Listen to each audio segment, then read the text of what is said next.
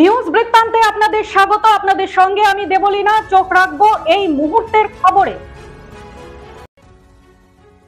ভুয়ো পুলিশ আধিকারিকের পরিচয় দিয়ে বিয়ে, আর তারপরেই শারীরিক ও মানসিকভাবে নির্যাতনের শিকার হলেন এক মহিলা।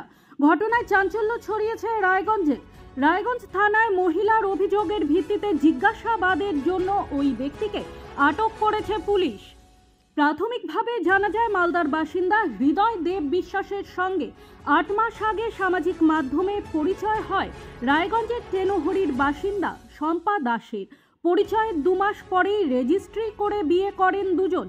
কখনো উচ্চ পদস্থ পুলিশ আধিকারিক, কখনো বা সাইবার ক্রাইম পুলিশ আধিকারিক বলে পরিচয় দেন তিনি। এরপর থেকেই ওই ব্যক্তিকে তার কাজের বিষয়ে জিজ্ঞাসাবাদ করলে শুরু হয় অশান্তি। দিনের পর দিন বাড়তে থাকে অত্যাচারের মাত্রা। বুধবার রায়গঞ্জ থানায় অভিযোগ দায়ের করেন ওই মহিলার পরিবারের লোকজন। সেই অভিযোগের ভিত্তিতে বুধবার রাতে জিজ্ঞাসাবাদের জন্য ওই ব্যক্তিকে আটক করে রায়গঞ্জ থানার পুলিশ।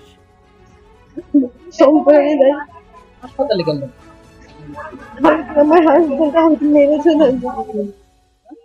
কালকে আমার হাজবেন্ড আমাকে মেরেছেন। ও আমাকে বলেছিল যে ও পুলিশে চাকরি করে, কিন্তু ও কিছু বলে না, সারাদিন বাড়িতেই থাকে। কেমন কোন র্যাঙ্কে ছিল বা কি জানতেন? প্রথম দিকে বলছিল যে আমি পুলিশের থেকে ওপর পোস্টে আছি, তারপরে বললো যে সাইবার ক্রাইমে আছি।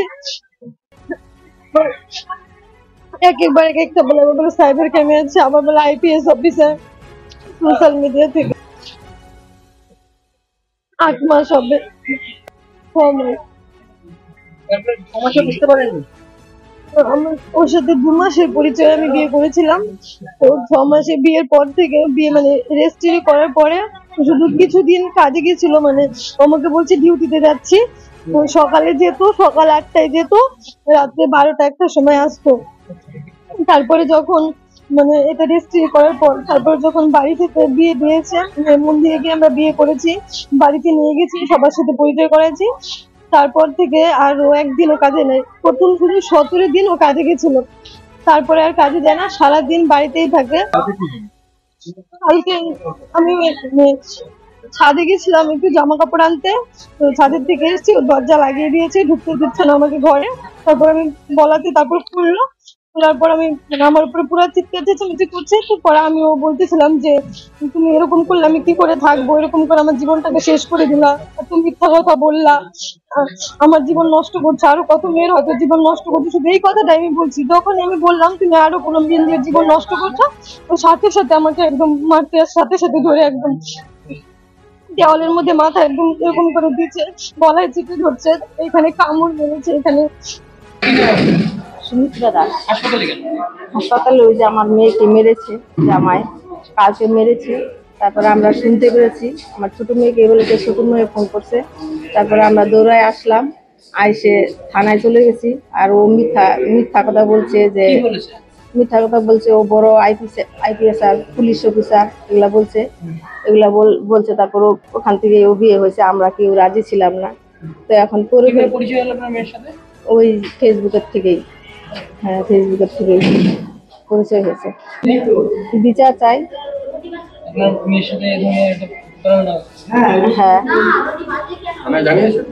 হ্যাঁ থানায় জানিয়েছে, তারপর ওকে ধরে নিয়ে গেছে।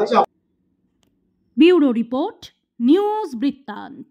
সব মাই চায় মেয়েকে রাজরানীর মতন সাজাতে, সাজিয়ে তুলতে চায় সোনার গয়নায়।